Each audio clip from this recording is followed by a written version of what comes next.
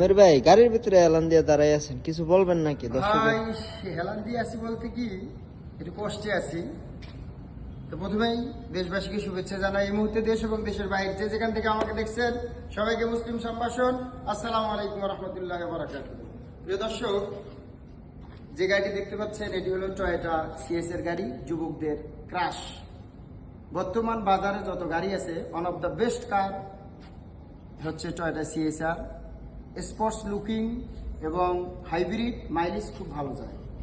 এই জন্য আমাদের গাড়ি যেটা বর্ণনা দেবো সেটি হচ্ছে, গাড়ি হচ্ছে 2017 model 2019 registration, GLED package, colour black, mileage 59,000 kilometre. যারা একটা সিএসআর খুঁজতেছেন ইউজড, তাদেরকে বলবো আমাদের এই গাড়িটি ভিজিট করার জন্য। আমরা ইন্টেরিয়রটা আপনাদেরকে দেখাচ্ছি।